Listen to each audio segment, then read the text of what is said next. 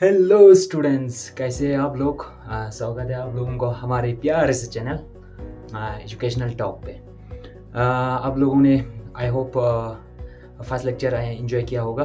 उसको ठीक से आप लोगों ने पढ़ा होगा, जो भी सीरियस नीड एस्पिरेंट को मैं बोल रहा हूँ। और आज हम सेकंड लेक्चर शुरू करने वाला हूँ, द लिविंग वॉल्ट। सो आप लोग इस लेक्चर को ठीक से देखिए, समझ के पढ़िए। और जितने भी जो नए स्टूडेंट्स हैं उन लोगों को मैं कहना चाहता हूँ, मेरा नाम लियाकत अली है। मैं भी एक नीड एस्पायरेंट था, और मैं ये चैनल खोलने का मेरा मेन विजन मकसद यही है कि आप जैसे स्टूडेंट्स को वो राइट गाइडेंस मिल सके।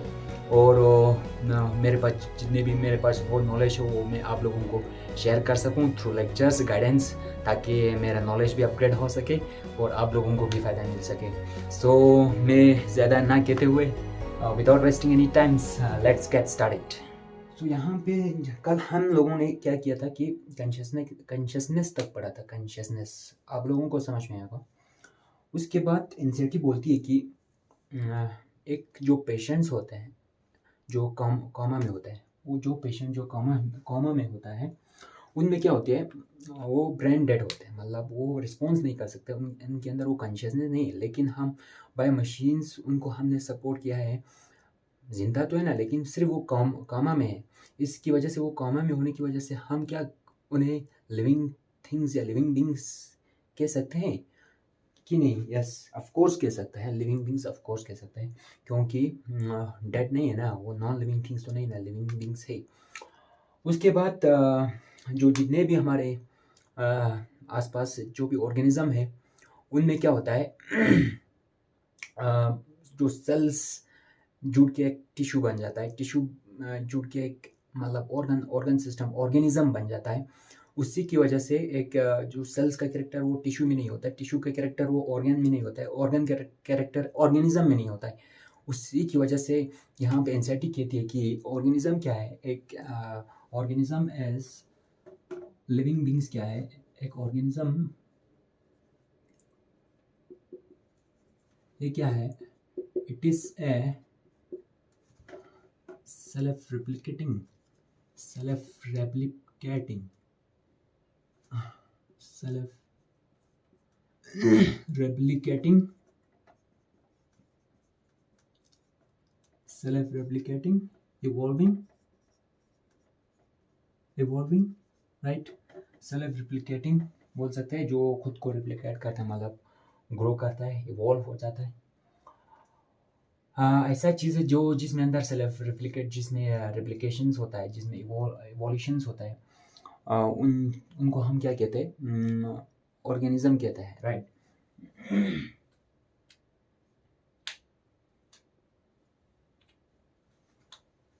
Self replicating, evolving and self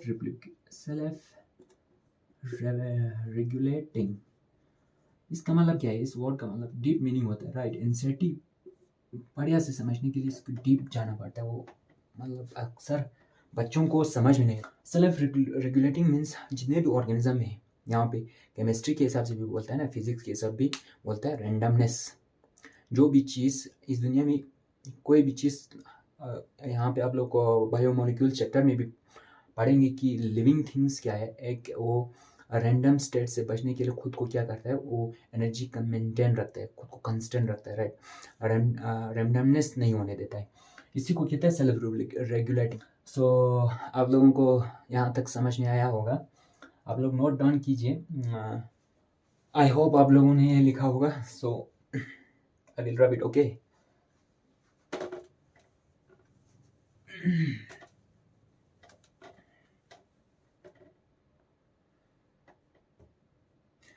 So let's go to the next topic.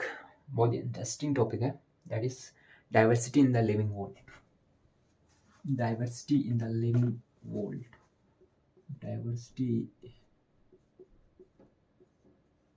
Diversity in the living world. In the living world.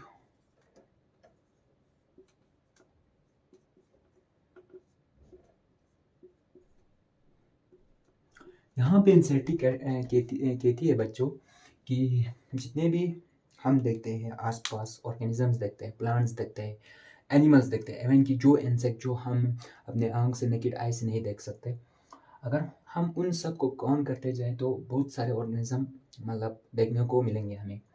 और जो भी ये ऑर्गेनिज्म है और जितने भी ऑर्गेनिजम्स हम जितने जो फॉरेस्ट में मिलते हैं, अगर हम एरिया बढ़ाते जाए, मतलब जितना एरिया बढ़ाते जाए उतना ऑर्गेनिज्म मिलेंगे, ऑफ कोर्स मिलेंगे।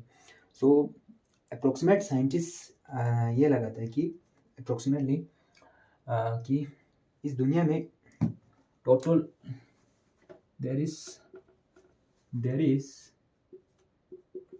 1.7 to 1.6 million species present on the earth. Species present on the earth. 1.7 to 1.6 to 1.7 million. Can you imagine it? 1.6 to 1.7 million कितना बड़ा नंबर है, millions, not lakh. 1.6 to 1.7 million species present on the earth. ये तो सिर्फ approximate guess है, right? अभी कितना मिलेगा क्या पता हमें, अभी तो लगभग 90% स्पीशीज अभी हमने नहीं ढूंढा है। सो हम नहीं कह सकते ना टोटल एक्सेक्ट यही है, अप्रोक्सीमेट गेस है। साइंटिस्ट ने निकाला है कि 1.6 to 1.7 मिलियन स्पीशीज होता है अर्थ पे। ये स्पीशीज क्या होता है आप लोगों को पता होगा। स्पीशीज एक ऐसा टर्म है जो ग्रुप ऑफ ऑर्गेनिज्म को कहते हैं जो इंटरब्रीड कर सकता है खुद को, मतलब दूसरे के साथ इंटरब्रीड कर सकता है, उसको हम क्या कहते हैं, मतलब अपने बच्चा प्रोड्यूस कर सकते हैं, मतलब प्रोजेनी, उसको कहते हैं interbreed. Species present on the earth उसको हम कहते हैं स्पीशीज, राइट? सो आप लोगों ने यहाँ तक नोट डाउन कीजिए, हम चलते हैं नेक्स्ट पॉइंट पे। तो बच्चों आप लोगों ने ये नोट किया होगा, और जो जितने भी जो तरह तरह के हम लोग जो ऑर्गेनिज्म देखते हैं इस अर्थ पे, इस तरह तरह के इस ऑर्गेनिज्म को साइंस के लैंग्वेज में एक टर्म के बोलते हैं, उस टर्म को बोलते हैं बायोडाइवर्सिटी। क्या बोलते हैं? बायोडाइवर्सिटी। सो जो डिफरेंट टाइप ऑफ स्पीशीज होते हैं, so that different type of species, different types of species present on the earth is known as what? Earth is known as biodiversity, right? Biodiversity. Note down कीजिए students, यहाँ तक हम लोगों ने पढ़ा है। यहाँ पे अगर आप लोगों को कोई डाउट है तो आप लोग कमेंट कीजिए, यहाँ तक आप लोग नोट डाउन कीजिए। सो स्टूडेंट्स आप लोगों ने नोट डाउन किया होगा, I will wrap it, okay?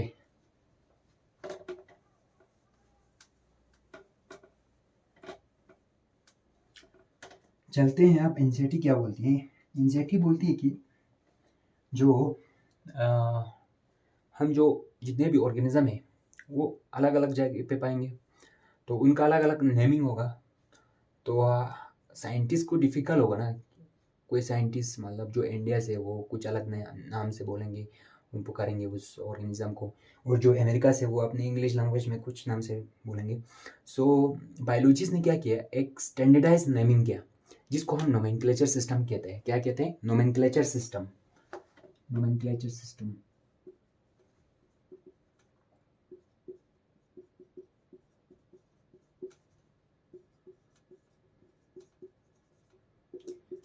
इसमें बायोलॉजिस्ट ने क्या किया कि जितने भी ऑर्गेनिज्म है उसको एक मतलब सेम नेम देने की कोशिश किया, स्टैंडर्डाइज नेमिंग देने की कोशिश किया, ताकि ऑल ओवर द वर्ल्ड में वो जो नेमिंग हो वो एक सेम हो, जिसको हम साइंटिफिक नेम बोलते हैं ना, उसी को हम कहते हैं nomenclature.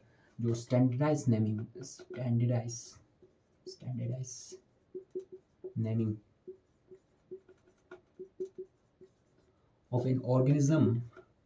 Of an organism, right? उस स्टैंडर्डाइज एक जैसे नेमिंग को क्या कहते हैं? हम उसको कहते हैं नोमेनक्लेचर सिस्टम कहते हैं। सो ये सेम होता है ऑल ओवर द वर्ल्ड, और जो नेमिंग करते हैं वो एक बेसिक प्रिंसिपल्स होते हैं, उस प्रिंसिपल्स को फॉलो करके करते हैं। ऐसे मन में आके नहीं करता कि ये बायोलॉजिस्ट बोलेगा कि मैं इसके हिसाब से रखूँगा, मैं इसके हिसाब से रखूँगा। एक रूल होता है, उस रूल के हिसाब से करते हैं। और वो रूल कौन डिसाइड करता है? फॉर प्लांट के लिए यहाँ पे एक ICBN नाम का ऑर्गेनाइजेशन है, ICBN, राइट, ICBN, जिसका फुल फॉर्म क्या है? ये नीड में आता है, राइट, फुल फॉर्म पूछ सकते हैं आप लोग, इसलिए ठीक से नोट डाउन कीजिए। International code for botanical nomenclature, international code for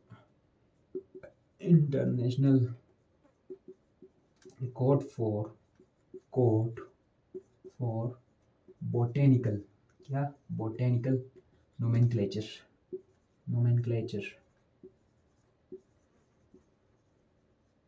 इसको हम बोलते हैं international code for botanical nomenclature. ये ऑर्गेनाइजेशंस डिसाइड करता है कि नेमिंग क्या रखना है, किस तरह रखना है, राइट। इसी तरह प्लांट के लिए, इसी तरह एनिमल्स के लिए क्या होता है? एनिमल्स के लिए होता है यहाँ पे एक ऑर्गेनाइजेशन होता है जिसको हम ICZN कहते हैं। मैं फिर से बोल रहा हूँ, ये रिपीट ये बोल रहा हूँ कि ये कोड पूछ सकता है, इसका फुल फॉर्म सो याद रखना अच्छा होगा। इंटरनेशनल कोड फॉर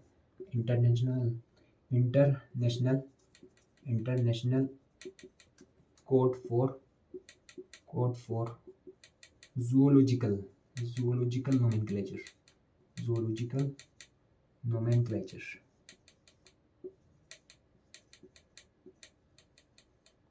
ICZN बोलता है, जिसको क्या बोलता है? ICZN बोलता है। ये आप लोग नोट डाउन कीजिए, फिर हम नेक्स्ट पॉइंट पे जाएंगे।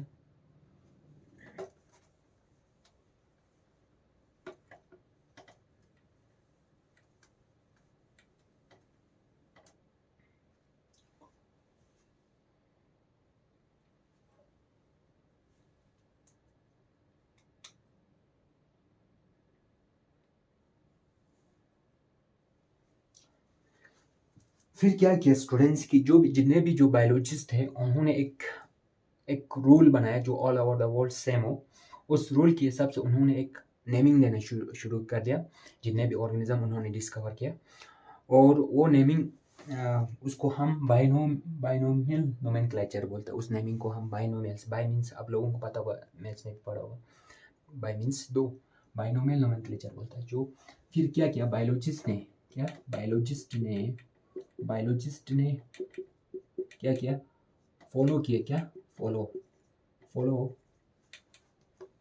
यूनिवर्सली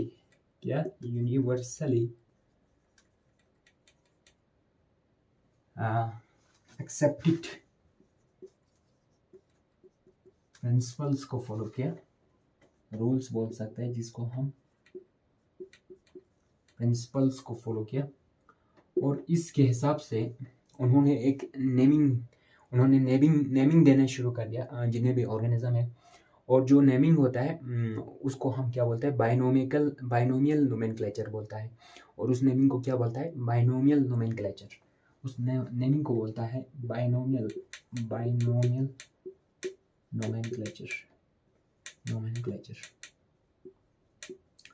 अब यहाँ पे मैंने बताया कि बाय मीन्स दो होता है, मतलब कुछ दो टर्म हो सकता है इसमें। हाँ, इस नोमेनक्लेचर में दो टर्म हो सकता है। इसको हम कुछ एक एग्जांपल के थ्रू समझाने की कोशिश करेंगे। एनसीईआरटी ने यहाँ पे एक एग्जांपल दिया है मैंगो का साइंटिफिक नेम, जिसको हम क्या कहते हैं? एग्जांपल दिया है कि मैंगो का साइंटिफिक नेम जिसको फिर इंडिका, इसको हम स्मॉल में लिखता है। ये क्यों लिखता है स्मॉल में, हम बाद में समझेंगे। अभी ये देखो थोड़ा, इसको मैं अंडरलाइन भी कर रहा हूँ, ये रूल्स के हिसाब से कर रहा हूँ। सो यहाँ पे मेंजीफेरा एक इंडिका दो टर्म है, राइट, इसलिए उसको बाइनोमियल कहता है। क्या कहता है? बाइनोमियल। और यहाँ पे मेंजीफेरा किसको डिनोट कर रहा है? इसकी जीनस को डिनोट कर रहा है। किसको डिनोट? जीनस। जीनस, और ये किसको डिनोट कर रहा है? डिनोट स्पीशीज, क्या? स्पीशीज। और ये इस नेमिंग को, इस टर्म को हम बोलते हैं जेनेरिक नेम,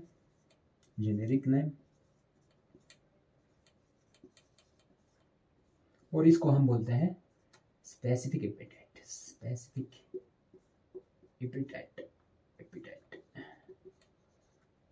इसको हम क्या बोलते हैं? Specific epithet. I hope spelling सही होगा।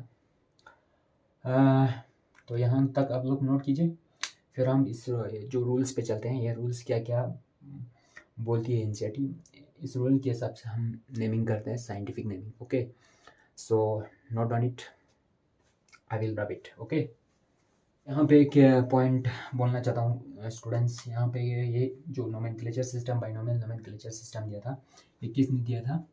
ये दिया था केरलोस लीनियस ने। केरोलस, आई होप स्पेलिंग यही होगा यार, ये नाम भी कैसा है, स्पेलिंग का क्या करें। केरोलस लीनियस बोलते हैं ना इस साइंटिस्ट का नाम, केरोलस लीनियस बोलता है, केरोलस लीनियस। लिख लीजिए आप लोग।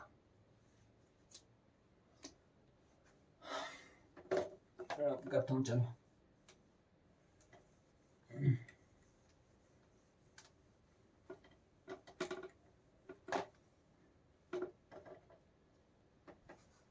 सो स्टूडेंट्स, यहाँ पे हम ये रूल्स पढ़ेंगे कि ये रूल्स क्या बताते हैं, इसके बारे में हम लोग कुछ चर्चा करेंगे। सो चलो स्टार्ट करते हैं। सबसे पहला फर्स्ट रूल बोलते हैं, जो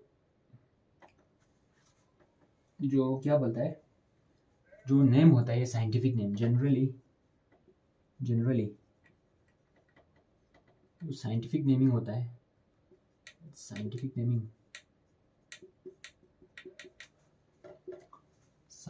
नेमिंग होता है, ये साइंटिफिक नेमिंग क्या होता है, ये किस में लिखते हैं? लैटिन में लिखता है। इसका जो मतलब जो वर्ड होता है ना, ये लैटिन होता है।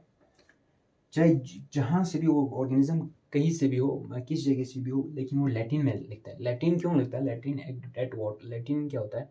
एक डेड भाषा है, जो जिसका वो वर्ड चेंज नहीं हो सकता, इसलिए हम, और जो ज़्यादातर जो अजीब सा नाम लिखता है ना, जो बायोलॉजी में, वो बड़ा सा, वो लैटिन होता है, इसलिए थोड़ा हमें याद करना भी मुश्किल हो जाता है। यह लैटिन होता है, और ये साइंटिफिक नेमिंग लैटिन होता है, और इसको हम जनरली इटैलाइज करते हैं, जनरली रिटन इन इटैलिक में लिखता है, रिटन इन इटैलिक, थोड़ा टेढ़ा करके, मतलब इटैलिक होता है ना, italic, generally written in italics. Okay, so first point यही है, यही आपको नोट करना है। सो सेकेंड पॉइंट पे चलते हैं। सेकेंड पॉइंट इज, जो इसमें जो दो वर्ड होते हैं, इस सेकेंड पॉइंट हमने ऑलरेडी डिस्कस किया। जो इसमें जो दो वर्ड होता है, एक हमारे पास क्या होता है, जेनेरिक नेम होता है, दूसरा हमारे पास क्या होता है, स्पेसिफिक एपिथेट होता है। जो जेनेरिक नेम होता है वो जीनस को डिनोट करता है, और जो स्पेसिफिक एपिथेट है वो स्पीशीज को डिनोट करता है। सो यहाँ पे जो जेनेरिक नेम होता है वो क्या डिनोट करता है? जीनस को डिनोट्स जीनस, ये पढ़ेंगे जीनस क्या होता है। एंड जो स्पेसिफिक नेम होता है, सॉरी स्पेसिफिक एपिथेट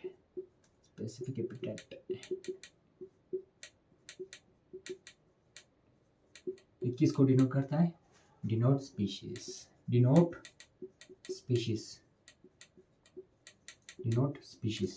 किसको डिनोट करता है? स्पीशीज को डिनोट करता है। सो ये पॉइंट भी नोट डाउन कीजिए आप लोग, ये हमने ऑलरेडी डिस्कस किया है। So the third point is, जब हम इसको लिखता है, ये पॉइंट हमने ऑलरेडी भी डिस्कस भी किया है। जब हम इसको लिखता है तो, सॉरी ये थर्ड पॉइंट, जब हम इसको लिखता है जो साइंटिफिक नेम, जैसे कि मेंजीफेरा इंडिका, जैसे कि हमने एग्जांपल लिया मेंजीफेरा इंडिका, यहाँ पे मैं इटैलिक्स में तो नहीं लिख सकते ना, सिर्फ पीसी में लिख सकते हैं।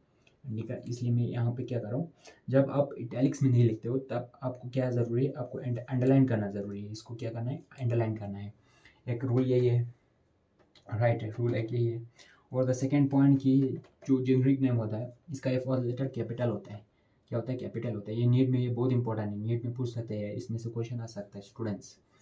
सो यहाँ पे ये एम कैपिटल होता है, और ये यहाँ पे जो स्पेसिफिक एपिटेट का जो स्पीशीज़ को डिनोट करता है उसका नेम जो फर्स्ट लेटर होता है वो स्मॉल में लिखता है, जब हमेशा से स्मॉल में लिखता है, और ये याद रखना। और यहाँ पे थोड़ा गलती कर बैठता है स्टूडेंट्स, यहाँ पे जो बाद में यहाँ पे जो जिस साइंटिस्ट ने, जिस बायोलॉजिस्ट ने वो ऑर्गेनिज्म डिस्कवर किया हो उसका नाम भी लिखता है। जैसे कि मेंजिफेरा इंडिका, इसका साइंटिफिक नेम दिया था किसने, लिनियस ने दिया था, इसलिए हम इसको लिखते हैं किस तरह, मेंजिफेरा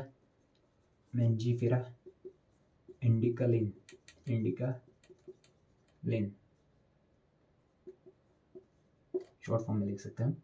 इसको क्या करते हैं, अंडरलाइन करते हैं, लेकिन इसको नहीं करना है। बहुत सारे स्टूडेंट यहाँ पे गलती कर बैठेगा, इसलिए यहाँ पे जो नीड में भी आ सकता है। अगर ये इस तरह ये भी लैटिन में लिखा तो ये गलत है। सिर्फ यहाँ पे ये सिर्फ स्पेसिफिक एपिटेट और जो जेनरिक नेम होता है ना वो लिखना है बस। लिन सिंपल ऐसे लैंग्वेज, सिंपल लैंग्वेज में लिखना है। कोई इसका कोई मतलब कोई इटैलिक्स नहीं होता है। सो नोट डाउन कीजिए यहाँ तक हम लोगों के नॉलेज स्टूडेंट। आई होप आप लोगों ने नोट किया होगा। मैं रब करता हूँ, ओके, रब कर सकते हैं भाई। कैसा चल रहा है आप लोगों का पढ़ाई, ठीक चल रहा है ना? आई होप बढ़िया चल रहा होगा।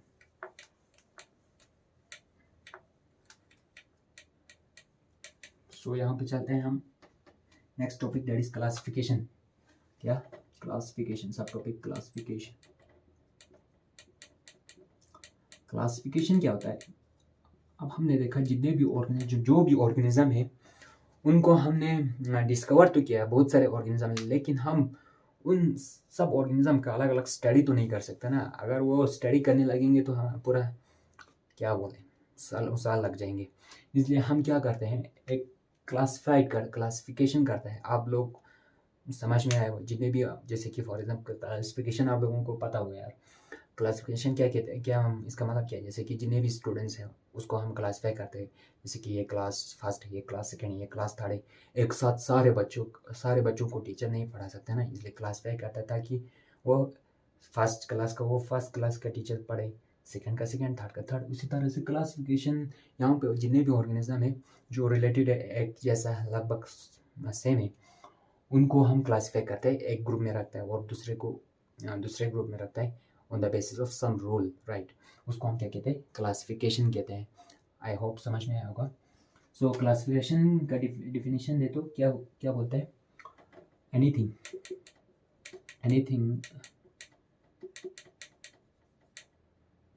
which can be placed in a group, can be placed on a group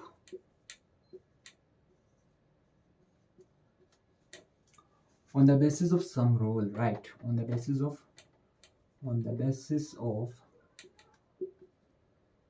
some rules।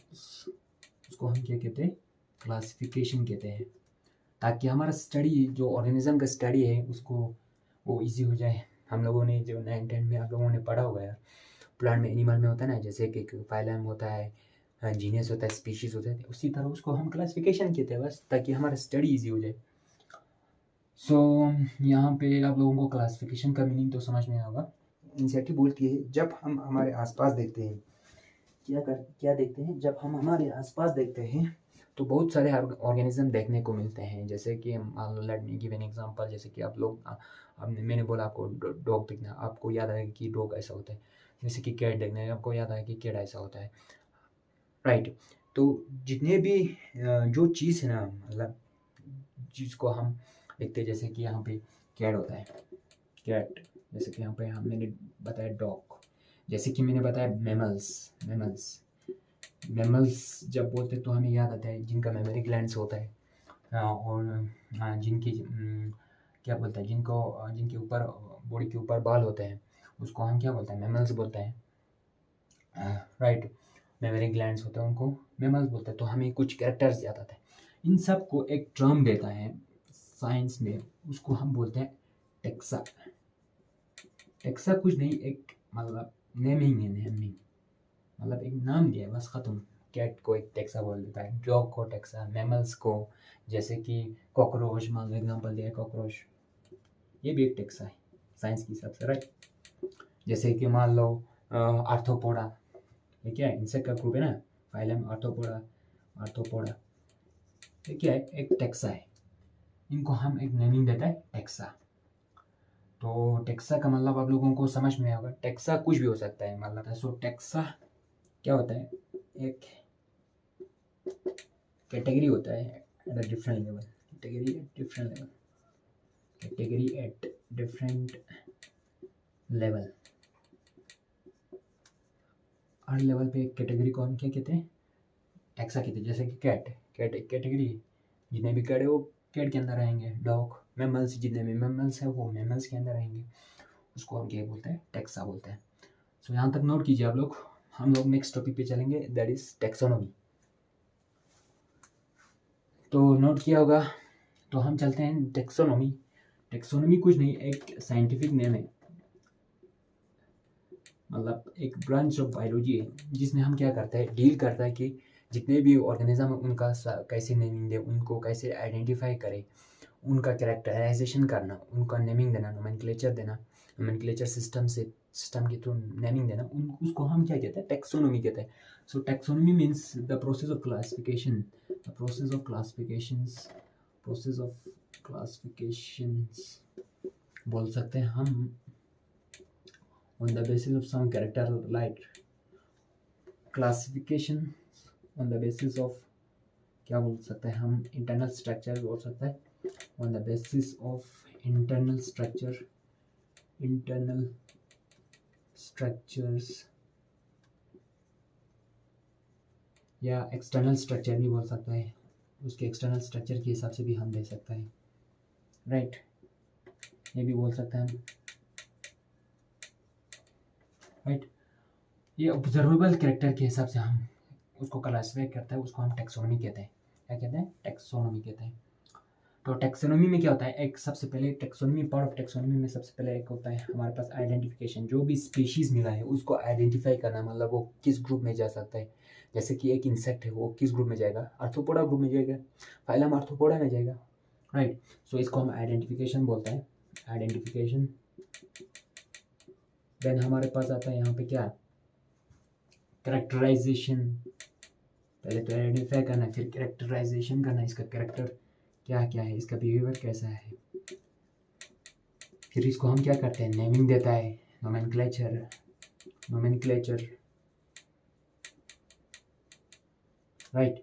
और इसको हम क्या कर सकते हैं, लास्ट में हम करते हैं क्लासिफिकेशन। इसको हम क्या करते हैं, क्लासिफिकेशन करते हैं। जो चीज़ हम इसके अंदर करते हैं उसको हम क्या बोलते हैं, टेक्सोनॉमी कहते हैं। क्या कहते हैं, टेक्सोनॉमी। सो यहाँ तक का नोट कीजिए। सो टेक्सोनॉमी के बाद यहाँ पे बोलती है इंसेटी। इंसेटी बोलती है कि जितने भी जो ऑर्गेनिजम्स हैं, जितने भी ऑर्गेनिजम्स हैं उसको हम क्या करते हैं, एक सिस्टमेटिक तरीके से हम क्या करते हैं, उसको क्लासिफाई कर देता है। क्या करता है, सिस्टमेटिक तरीके से क्लासिफाई कर देता है।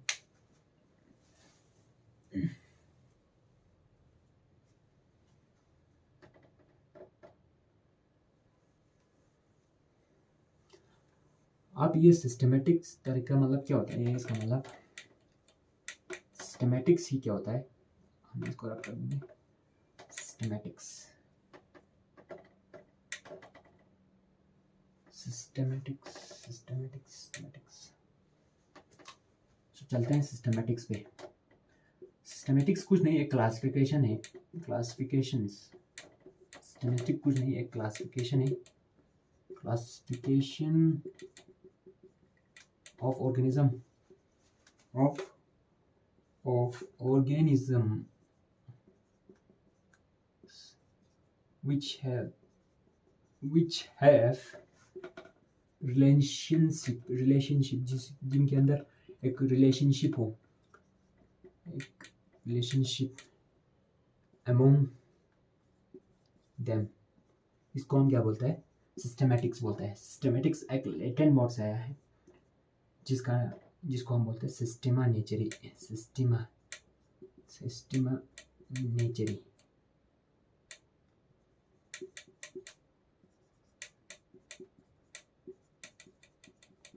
और यहाँ पे जो कैरोलस लिनियस है, फादर ऑफ टैक्सोनॉमी, इसका जो बुक का टाइटल भी है उसको भी नेमिंग दिया है कि सिस्टेमा नेचुरी। यहाँ तक नोट कीजिए, अगर कोई छूट गया तो मैं बाद में नोट कर दूंगा, आप लोग नोट कीजिए। फिर आप लोगों ने नोट किया होगा और ये सिस्टमेटिक्स होता है। यहाँ पे जो रिलेशनशिप मतलब क्या बोलता है, इसका मतलब है कि on the basis of phylogenetic means heredity, on the basis of phylogenetics relationship मतलब जैसे कि एक मैमल्स, राइट,